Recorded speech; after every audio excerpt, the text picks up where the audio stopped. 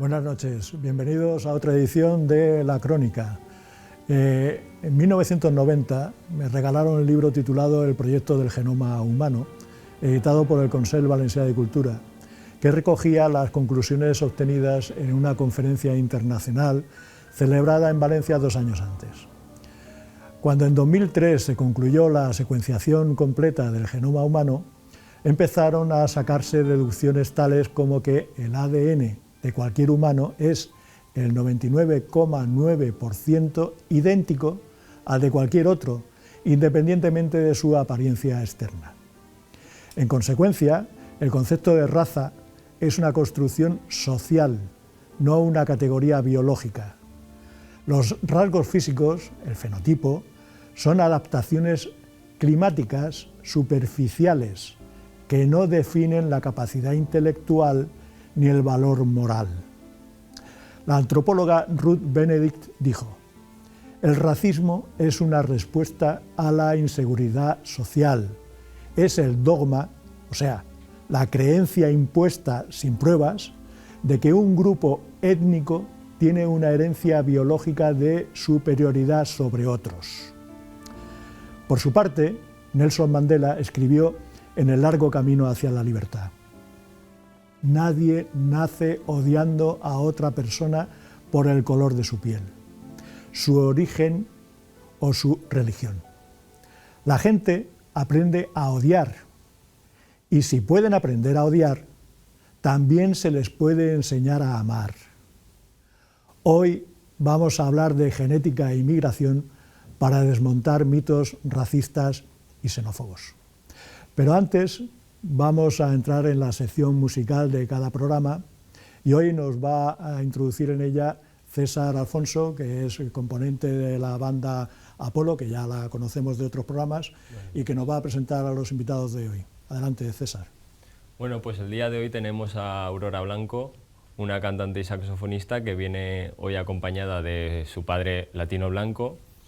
Y bueno, estos dos vienen en representación de la Escuela Asociación de Músicos Seda Jazz.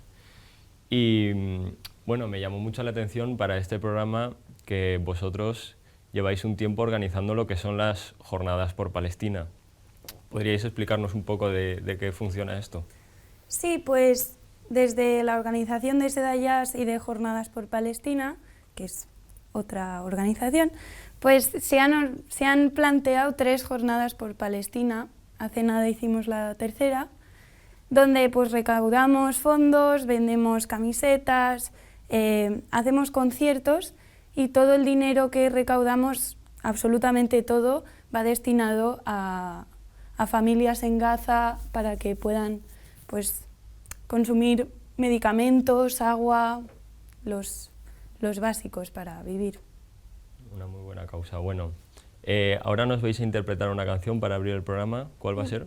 I've Never Been in Love Before, que es de Frank Loesser, pero la hizo muy famosa Chet Baker. Bueno, pues adelante. 1, 2, 3,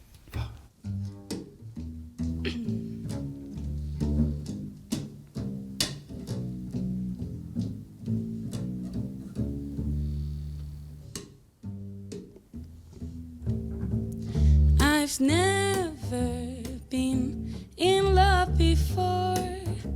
Now all at once is you.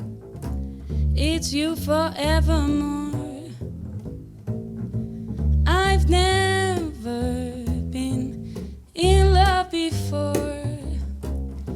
I thought my heart was safe. I thought I knew the score. But this is wise, it's all too strange and strong. I'm full of foolish song, and my heart must pour. So please forgive the helpless haze I'm in. I've never really been in love before. But did that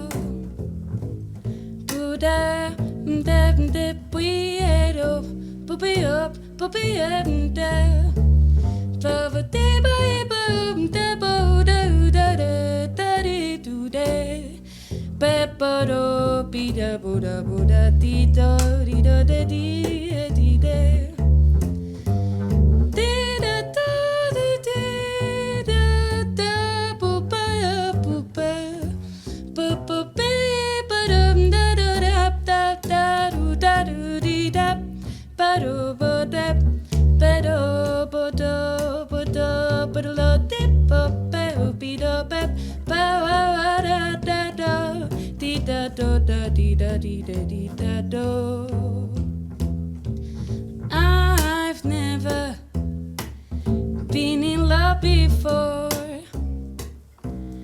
I thought my heart was safe, and I thought I knew the score. I've never been in love before.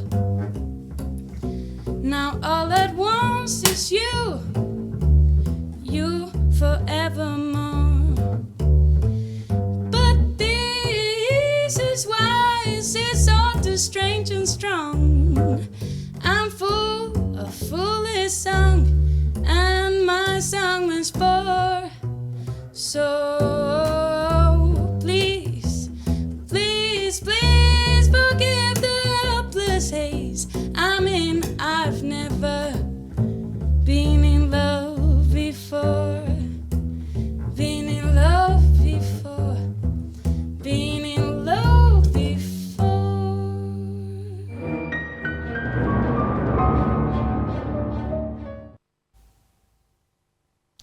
Hoy en Curiosidad vamos a hablar, lógicamente, de curiosidades de la genética. Por ejemplo, tenemos que la existencia de los denisovanos no se descubrió primero por fósiles completos, sino por ADN de un minúsculo hueso de dedo de una cueva de Siberia. Luego supimos que dejaron huella genética en poblaciones actuales como la melanesia o la tibetana. También tenemos un trozo de brea de abedul masticada, es decir, un chicle mesolítico, del que se obtuvo el genoma completo de una mujer de hace unos 5.700 años, además de su microbioma oral y pistas de su dieta. Según el bioquímico Johann Kraus, el ADN mitocondrial de los seres humanos actuales, que se remonta a una única antepasada, el mitocondrial es un ADN que pasan de madres a hijas. Esta antepasada vivió aproximadamente hace 160.000 años y en genética se la denomina la Eva mitocondrial. También existe un equivalente masculino, el Adán primigenio, a quien se remontan los cromosomas Y transmitidos de padre a hijo.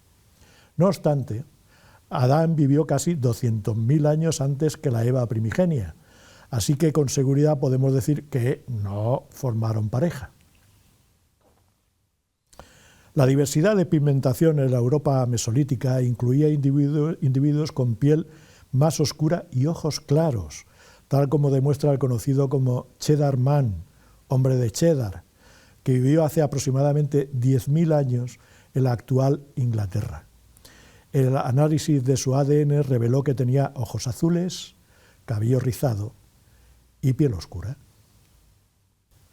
Hace 8.000 años, los campesinos que inmigraron a Europa desde Anatolia clavaron estacas en el suelo y declararon suyo aquel pedazo de tierra.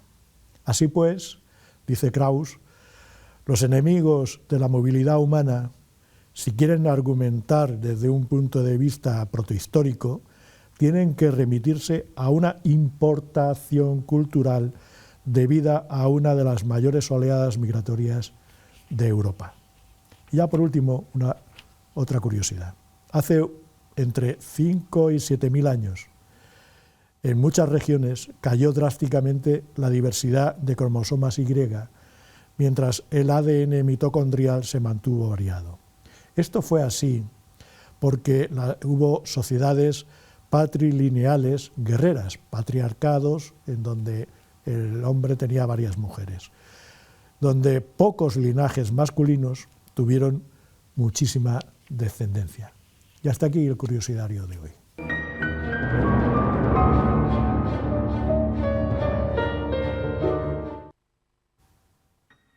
Hola, ahora para hablar de la genética de poblaciones y de los flujos migratorios, en la tertulia tenemos a dos invitados que son Fernando González Candelas, catedrático de genética de la Universidad de Valencia, donde ha impartido clases de genética, teoría de la evolución, genética de poblaciones, genética de la conservación y bioinformática, entre otras. Desarrolla su tarea investigadora en la Unidad Mixta de Investigación en Infección y Salud Pública de FISAVO Universitat de Valencia, de la que es investigador responsable y donde dirige la línea de epidemiología molecular. Bueno, hola, ¿qué tal, Fernando? Muchas gracias por tu asistencia.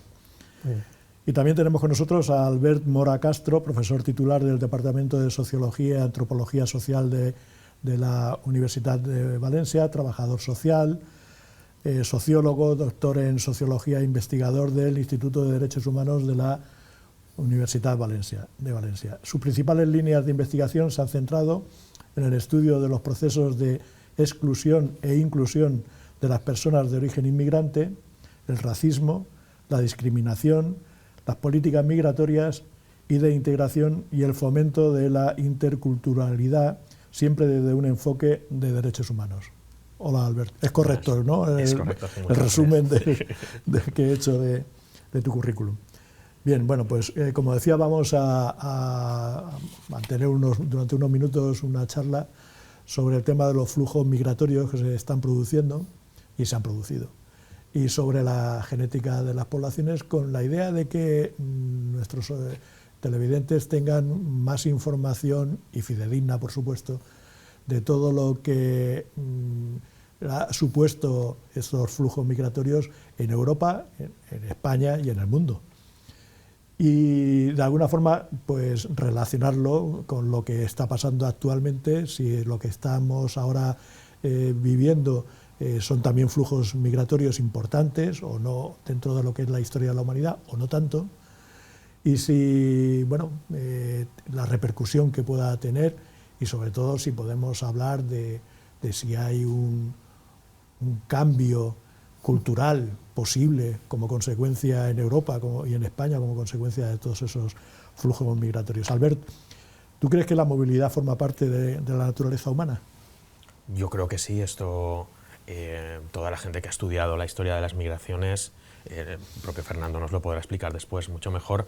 La migración ha estado siempre, y siempre en el mundo, cuando hay gente que tiene necesidades que cubrir y hay posibilidades, o se cree que hay posibilidades de poder satisfacer mejor las necesidades básicas en otros lugares, pues la gente migra, y la propia historia de la humanidad, tal y como la conocemos hoy, ha sido configurada a través de sucesivos procesos migratorios que han abarcado todo el planeta, ¿no? Y Fernando, todos nosotros tenemos nuestras raíces genéticas en África, ¿es cierto? Sí, eso está claro y está demostrado que tanto el Homo sapiens moderno, nosotros como especie, como nuestros parientes más próximos, ya extinguidos, neandertales, denisovanos y toda la línea que lleva al Homo sapiens, se desarrollan esencialmente en África.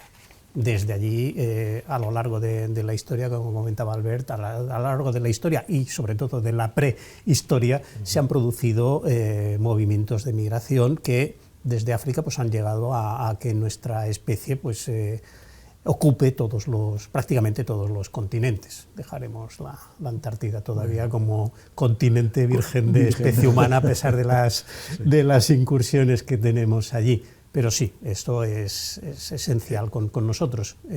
Nacimos en África y la mayor parte de nuestra historia como especie se desarrolla en África. Muy bien. Tenemos también con nosotros a Evelyn Batista, que es ilustradora, dibujante, y que vive aquí en Valencia, pero tú naciste en La Habana, Cuba. En La Habana, en Cuba. Sí. ¿Y cuántos años hace que viniste para acá? Van a ser 5 ya. 5. En septiembre, 5 años. Muy bien. ¿Y qué tal tu experiencia? Muy bien, la verdad. ¿Sí? Sí. ¿Te acoplas bien a...? Sí. ¿El clima también y todo? Sobre todo el clima. Sí. Sí. Tener el mar cerca ayuda. Y como tu experiencia como inmigrante, ¿cómo la has vivido, la estás viviendo? ¿Bien? Bien, o sea, yo también tengo que decir que soy una migrante muy privilegiada, porque en realidad dentro de todos los tipos de migración, pues la mía tiene que ver con temas de estudio, trabajo, entonces ha sido como mucho más tranquila, digamos, pero bien, bien. Muy bien. Mientras nosotros, Fernando, Alberti y yo vamos a hablar un poquito de estos temas de la migración y de la genética, ella, Evelyn, va a hacernos un dibujo, una ilustración sobre este tema y luego irán viendo ustedes cómo lo va haciendo el dibujo y luego al final nos lo enseñará, como siempre en todos los programas. Ya saben ustedes que nos gusta estar coleccionando.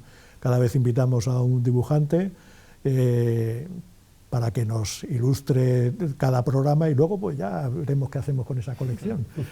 si la exponemos o ya veremos. Pero bueno, pues nada, Evelyn, te dejamos para que empieces con tu trabajo. Gracias. Bueno, vamos a empezar, si os parece, Fernando y Albert, explicando una serie de temas que para que tengan también nuestros televidentes información al respecto. Por supuesto, es una información que hemos recabado nosotros, si hubiera que corregirla en parte o incluso en su totalidad, para eso estamos aquí, vosotros sois los especialistas. Lo único que distingue, se dice, a los seres humanos fuera de África, de los seres humanos del continente de origen, es su parentesco con el Neandertal, y en el caso de los habitantes de Australia, Papúa y Melanesia, con la influencia añadida de los denisovanos. Los seres humanos modernos se reprodujeron tanto con neandertales como con denisovanos.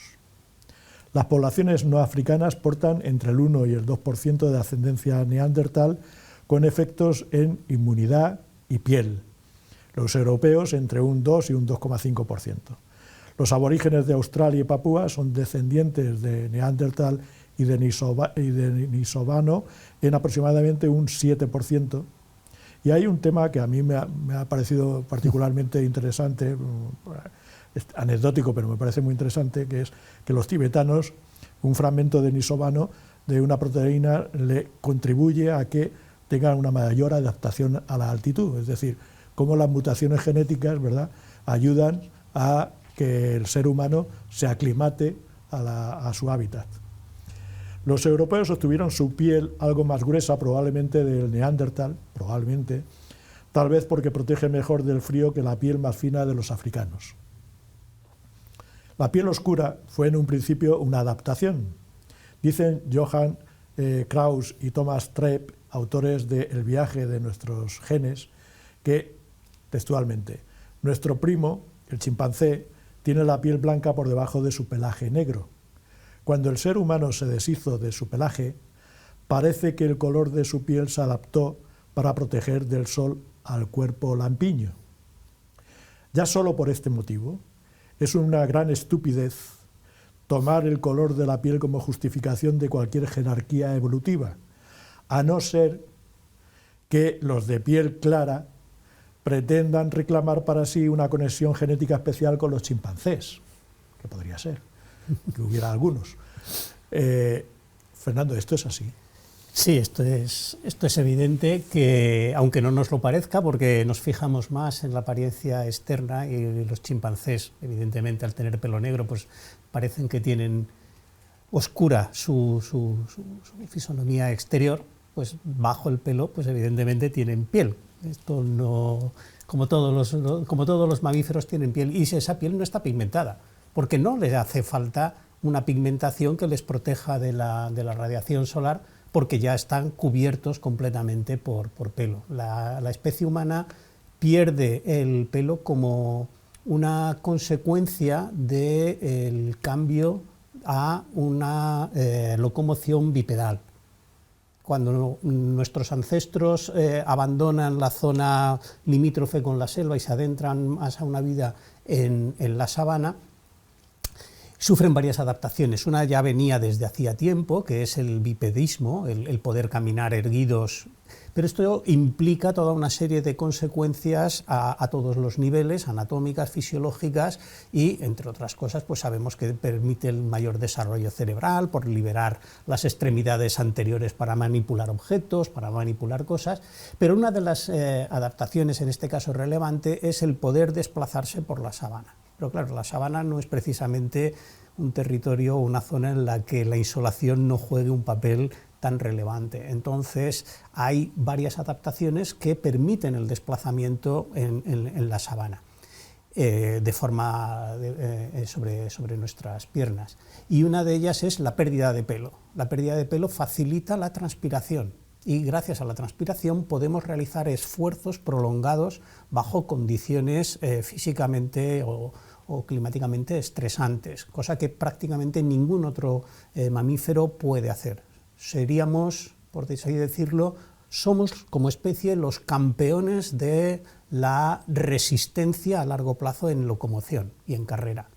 Pero esa resistencia es gracias a que perdimos el pelo. Pero claro, si perdemos el pelo, perdemos la protección ante la insolación. ¿Cómo conseguimos compensar esta pérdida de protección? Se desarrollan las pigmentaciones oscuras que protegen frente a la radiación ultravioleta, con lo cual pues tenemos que un rasgo que nosotros vemos ahora como muy evidente no tiene quizá el origen inmediato de solamente por la protección al sol, porque si fuese eso, los animales que habitan también en estas zonas sometidas a fuerte insolación también tendrían la piel oscura, y somos nosotros, al perder el pelo, los que desarrollamos una piel oscura. Entonces, Fernando, la piel oscura y más fina de nuestros ancestros en África luego se va cambiando según cambiamos, nuestros antepasados claro. Van a otros lugares, claro. a Europa, a Asia, y entonces la piel se hace un poquito más gruesa para resistir el frío, me imagino, y blanca. Bueno, la resistencia al frío es posiblemente debido a la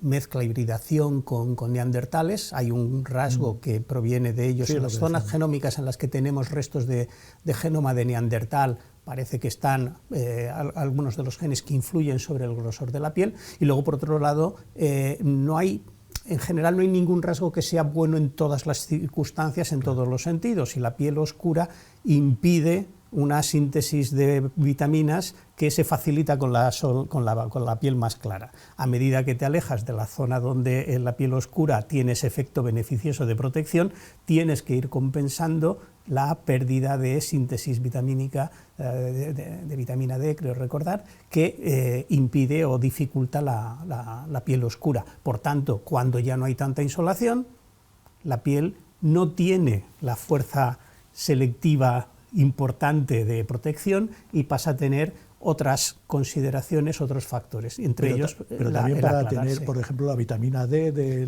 la radiación solar, también la blanca, seguramente la piel blanca es más adaptativa. Claro, ¿no? por eso es, pero eso es, cuando no tienes una necesidad muy fuerte de protegerte frente a la radiación solar porque ya es menor, entonces la carencia de vitamina D pasa a ser el factor selectivo que lleva a que se facilite una piel más clara. Claro. O sea, no hay un único factor que actúa sobre un carácter, en este caso sobre el color de la piel. Y una curiosidad que siempre he tenido, ¿y por qué los asiáticos, muchos de los asiáticos, tienen los ojos oblicuos? ¿Tienen alguna necesidad biológica o adaptativa? Esto, vamos, tenemos que tener presente que no todos los rasgos que observamos en cualquier organismo, y nosotros incluidos, necesariamente son resultado de adaptación. Muchos sí, pero no todos. Los rasgos de la pérdida del pliegue ocular y demás en los estos no parece que tenga un carácter adaptativo. Es simplemente que a partir de un número reducido de colonizadores de una determinada zona, a partir de los cuales en el pasado se extiende la población, esos llevaban a unas características, unas mutaciones que les hacen ligeramente diferentes del resto. Es igual el por qué no encontramos pues, asiáticos con el pelo claro. ¿Por qué? No hay ninguna razón, simplemente que no se han producido con suficiente frecuencia las mutaciones necesarias para tener ese color. Y los que colonizaron inicialmente pues tenían el pelo oscuro, lacio y con las características que normalmente asociamos. No es adaptativo esa configuración del pelo o de los ojos. Podemos decir entonces que la historia de la humanidad es en el fondo una historia de migraciones que se ha ido adaptando. Bueno, sí. La especie humana y el ser humano, como comentaba previamente Albert, prácticamente desde sus inicios se ha caracterizado por migrar cuando ha sido necesario, como cualquier especie animal que habita y vegetal que habita en nuestro planeta, ahora y durante toda la historia de la vida sobre la Tierra. Las grandes migraciones humanas de Homo sapiens están documentadas, están datadas hace unos 60.000 años, pero no, esas fueron la primera gran salida de África, la primera idea del out of Africa, salir de África de forma masiva, coincidiendo con crisis climáticas, crisis de disponibilidad de alimentos. No han sido las únicas y bueno, posteriormente hablaremos de otras, pero toda la humanidad, si proviene de África y ha conquistado el resto de los continentes, es porque ha salido desde allí migrando. Claro. Albert, si sabemos que la mezcla forma parte de nuestra historia, ¿por qué sigue teniendo tanta fuerza social la diferencia entre los unos y los otros, dependiendo de las características y el aspecto físico? No sé si tenemos tanta conciencia de que procedemos, como explicaba Fernando, ¿no?, de una sucesión de intercambios que nos hacen, pues esta idea de la raza pura es una cosa completamente absurda, pero yo creo que hay mucha gente que todavía piensa así, ¿no?, que desconoce, por ejemplo, todo lo que nos está contando Fernando ahora, ¿no? Y si tenemos en cuenta eso, claro, eso es muy fácil de entender si incluso hoy en España no hay memoria de nuestra historia como migrantes, ¿no? Hemos tenido en la historia más reciente ejemplos desde huir de España por motivos políticos a hace 15 años mucha gente en España tuvo que emigrar también por motivos económicos, incluso a países de los que habían venido hacía muy poco tiempo personas, como es el caso, por ejemplo, de Ecuador, ¿no? Y de repente, cuando aquí la gente estaba protestando y preocupándose porque había muchos ecuatorianos, resulta que de un día para otro las únicas universidades que ofrecen buenos trabajos, buenas perspectivas para cierto profesorado, por ejemplo, en mi universidad, en España, pues eran en algunas universidades ecuatorianas y de repente pues la gente se va. Y de esto hace 15 años y yo creo que la gente esto no recuerda, ¿no? Nos interesa pensar que nuestro grupo, sea definido con las características que sea el grupo con más privilegios, con más poder. Esto lleva a que tenga que ser el grupo más valorado, entonces la gente intenta todo lo que identifica con su endogrupo, magnificarlo, positivizarlo, darle una connotación positiva, y todo lo que viene de fuera, de grupos que han sido identificados como otros, pues darle un trato o una consideración más negativa, ¿no? Si esto además se produce en contextos políticos donde la división, la fragmentación, la polarización se convierte, como está pasando hoy en buena parte de la Unión Europea, por no decir en toda la Unión Europea de alguna manera, esa división se convierte en una estrategia política buscada de manera planificada, ¿no? Y se convierte incluso en el eje mayoritario de la discusión política, ¿no? Es muy difícil que la gente esté pensando en aquello que podemos tener en común, en el hecho de que al final pues todos somos seres humanos y los anhelos, los deseos son compartidos, hay necesidades que son universales y que se manifiestan como fundamentales en todos los rincones del planeta. Pero nosotros estamos más bien siendo educados para ver la diferencia, incluso cuando esa diferencia ni siquiera existe. Y para apreciar lo común, incluso cuando lo común tampoco existe y tienes menos en común con una persona aparentemente, en términos culturales o físicos, parecida a ti, que pertenece al mismo grupo que tú y con el que prácticamente no tienes nada en común cuando piensas en tus valores, tus principios, tus deseos, mientras que otras personas que tú ya sitúas en el escenario de la otredad son las personas con las que potencialmente podrías tejer las mejores alianzas, incrementar tu bienestar y tus posibilidades y perspectivas de felicidad, ¿no? Pero yo creo que en este momento también es especialmente preocupante cómo esa división ya no tiene solo ese carácter natural de tratar de separarte de otros grupos, de crear una identidad fuerte a través del contraste con otros grupos que tienen una identidad peor, ¿no? Sino cómo está siendo todo esto utilizado de manera teledirigida por intereses políticos, ¿no? Muy bien. Vamos a continuar con algunos datos antropogenéticos. Claro, es que lo de la genética, ¿verdad, Fernando, Albert?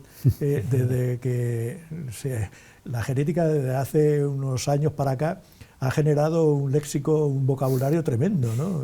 Antropogenética, arqueogenética, biogenética, es increíble. Bueno, pues en cuanto a antropogenética, tenemos que los esteparios que llegaron a Europa hace unos 8.000 años se expandieron mucho antes, probablemente hace unos 20.000, a Oriente, mezclándose con los asiáticos orientales. Parte de la población resultante migró a América hace unos 15.000 años. Entonces, aquí hay siempre se ha dicho que los estudios genéticos recientes detectan que el poblamiento de América no fue solo por un corredor interior helado en el norte a través del estrecho de Bering. Se dice que también se produjo una mezcla entre polinesios e indígenas sudamericanos en tiempos medievales, en línea con rutas marítimas preeuropeas que los antropólogos detectaron por medio de yacimientos, conchas marinas tempranas y nombres y restos botánicos. Parece ser que esta última teoría pues no ha cuajado mucho, ¿no, Fernando? Bueno, ha cuajado durante bastante tiempo, pero bueno, recientemente ha habido unos trabajos que refutan esa teoría. Nada nuevo bajo el prisma de cómo avanza la ciencia. Se han reanalizado datos preexistentes, se han analizado con más cuidado, con más detalle, y se ha comprobado que lo que se suponía que eran restos de hace 14.000 años en el extremo sur, en Chile, en realidad corresponden a restos mucho más recientes, de hace solo 8.000 años. Por tanto, esta idea de que había el ser humano colonizado el continente americano tanto por el norte, por el estrecho de Bering, como por el sur, por esta llegada desde, no puede ser desde otro sitio que Polinesia, Melanesia y demás, pues en estos momentos está cuestionada, refutada. Está más que cuestionada, parece que está refutada, pero bueno, esto puede cambiar, evidentemente. No parece sencillo porque hay muchísima evidencia a favor de la colonización progresiva desde el norte del continente americano, desde lo que sería Alaska hacia el sur. Eso es una digámoslo así, hay gran cantidad de evidencias alrededor de ello. Es una colonización muy reciente. Además. Es lo bueno y lo malo, ¿verdad?, que tiene la ciencia, que ella misma se va afirmando o se va corrigiendo, pero con datos. Claro, con datos. No... Si no hay datos, ¿verdad?, las tesis, sí, igual que se pronuncian, se desmontan. Sí, bueno, nosotros, los científicos, trabajamos siempre sobre hipótesis que se validan o se refutan. El asunto es cómo vas a validar o refutar una hipótesis. Solamente lo puedes hacer mediante nuevos datos o mediante nuevas interpretaciones, nuevos análisis de datos preexistentes, porque muchas veces no hace falta generar nuevos datos, sino que se analizan con métodos más potentes, más adecuados, más precisos. Y, por otra parte, bueno, pues se generan nuevas hipótesis porque los datos no permiten validar las que están en el momento. Llega un momento en el que las contradicen. Entonces, bueno, se establece un diálogo. Pero eso quiero decir, Fernando, que eso da seguridad en la ciencia, porque claro, al mismo tiempo que dices, no, es que se van corrigiendo continuamente. Bueno, pues se van corrigiendo, claro, en función de las evidencias, de las pruebas. Claro, es que el método científico no establece verdades, no tiene como objetivo final establecer una verdad absoluta, inmutable.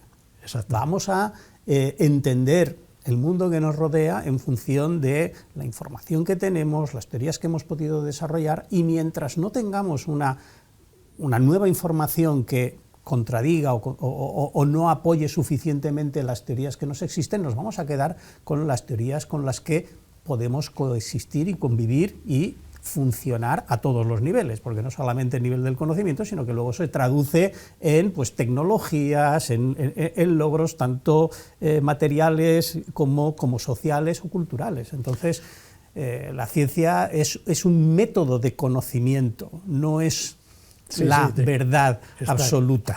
Está claro, y gracias a que es así. Ya para acabar vamos a hablar también de biogenética y centrarnos más en algo próximo que Europa, ¿no? Y luego hablaremos también de la Comunidad Valenciana y de España. Nunca existieron los europeos primigenios profundamente arraigados. Europa cambió de gente varias veces. Al menos se produjeron 3 grandes reemplazos o admixturas.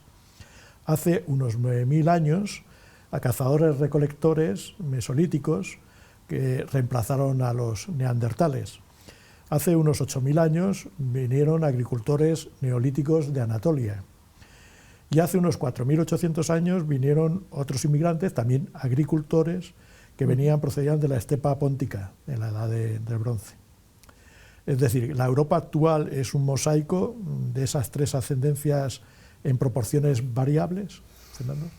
Sí, dependiendo de la población europea que estemos estudiando, y aquí hay diferencias locales y regionales. Por ejemplo, en Cerdeña se mantiene mucha de la composición genética de los europeos más antiguos, más primitivos en el sentido temporal, no por otra connotación que tiene el término de primitivo.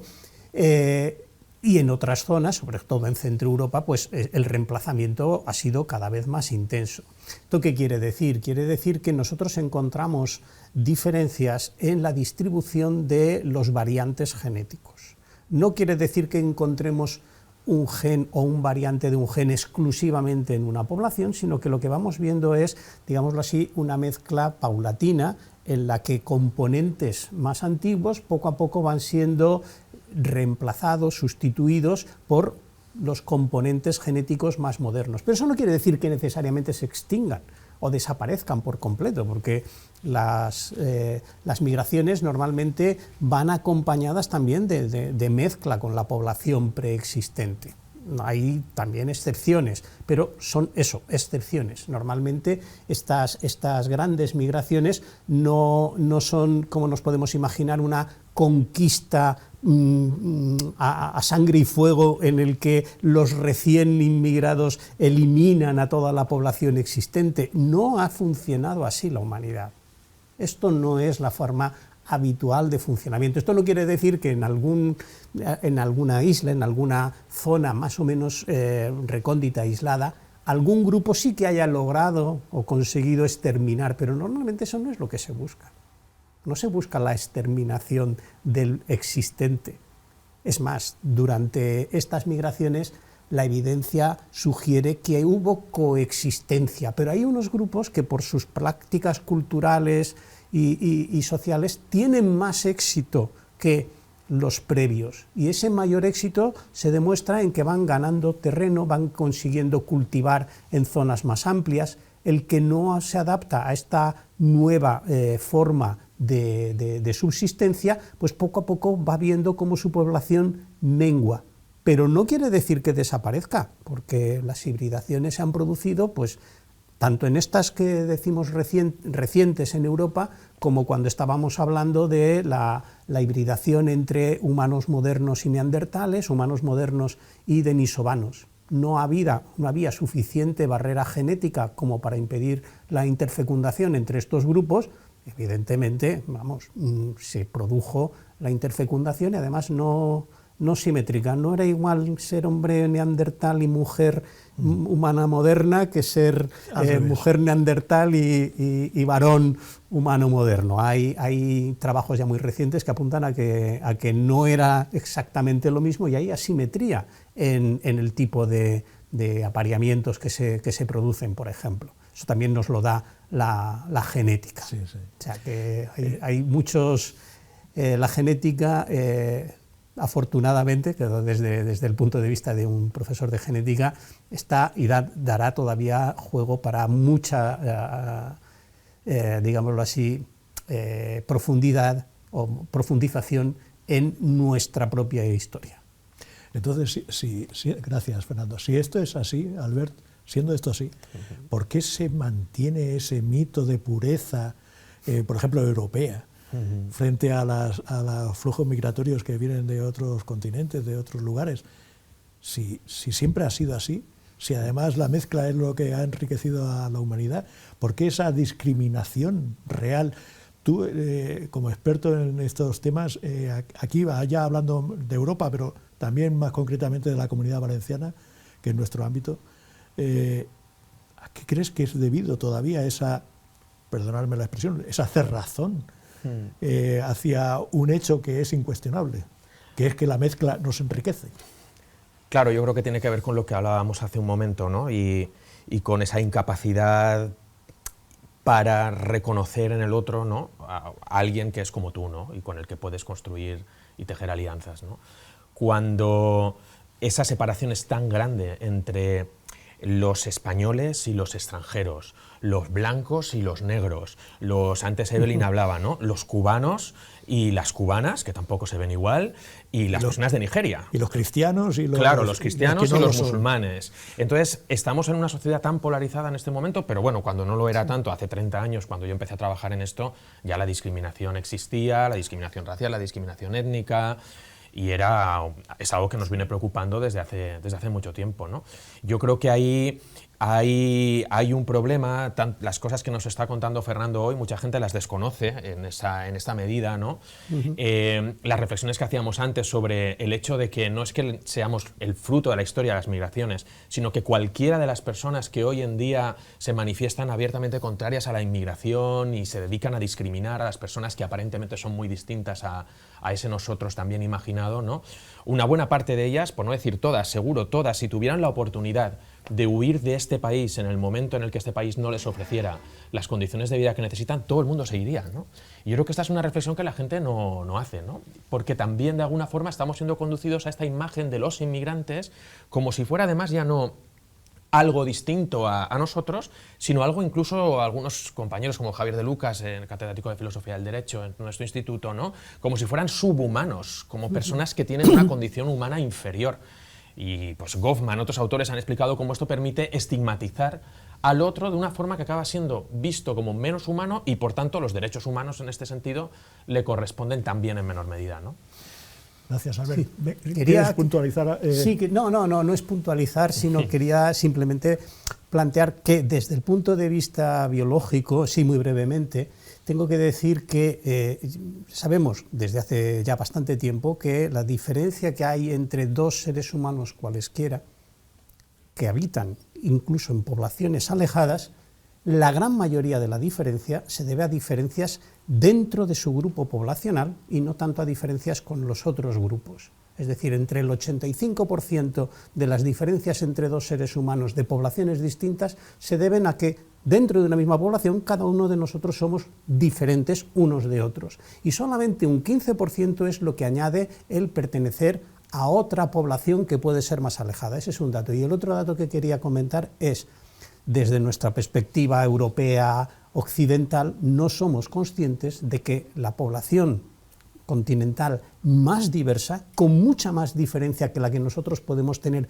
con cualquier otro grupo étnico, se produce dentro del continente africano, simplemente porque es ahí donde ha existido la humanidad, donde ha vivido la humanidad por más tiempo y ha tenido mucha más oportunidad de acumular esas pequeñas diferencias que son lo que nosotros observamos desde nuestra perspectiva como grandes diferencias entre razas que no se sostienen desde un punto de vista biológico. Fernando, que en África algunas tribus que pueden ser incluso convecinas pueden tener una diferencia genética mucho mayor que la que podamos tener nosotros con los rusos, por ejemplo. Bueno, por supuesto, con los rusos desde luego, pero ejemplo, estaba planteando, ¿no?, ya con los habitantes asiáticos del Asia Oriental. Efectivamente, o sea, relativamente próximos, en 200, 300 kilómetros en África puedes encontrar mayores diferencias genéticas que en 5.000 o 10.000 kilómetros fuera de África, claro, porque llevan más tiempo divergiendo y porque han sido poblaciones tradicionalmente reducidas. Los efectos de la deriva se han hecho mucho más evidentes y la diferenciación genética entre ellos es mayor. Aunque nosotros los agrupamos como todos son negros y nos parecen, entre comillas, de una manera muy burda, todos iguales. Eso no es. Nos estamos quedando sin tiempo, es una pena. Pero, dos cosas. Una, agradeceros de verdad, sinceramente, de nuevo vuestra participación, porque yo creo que habéis contribuido muy bien los dos a que nuestros televidentes pues tengan un poquito más de información fidedigna de lo que es la actualidad en cuanto a los flujos migratorios y la genética de poblaciones. Y en segundo lugar, por favor, si dentro de unos meses os vuelvo a llamar, si estáis disponibles, nos gustaría que volviéramos a hablar de este tema, pero también de otros correlativos. Mientras tanto, tenemos a Evelyn, que ya habrás finalizado, ¿verdad? ¿O no? Sí. Lo tienes acabado. ¿Qué tal? ¿Qué has hecho? Cuéntanos.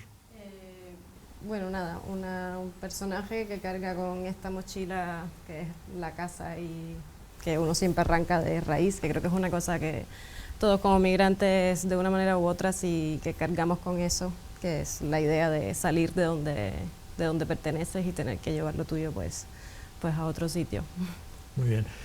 ¿Lo tienes también para nosotros poder guardárnoslo? Sí, lo tenemos, sí. Pero bueno, pues entonces luego lo imprimiremos y lo tendremos para guardarlo con nuestra colección.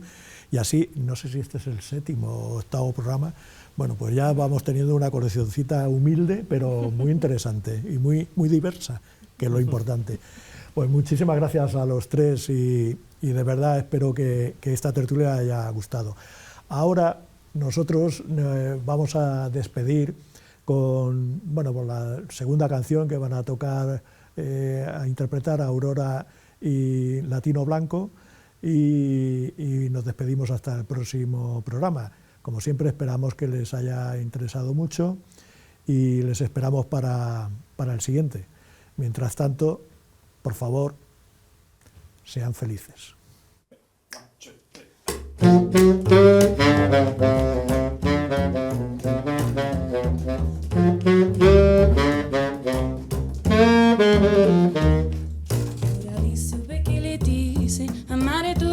Bobagem blusal.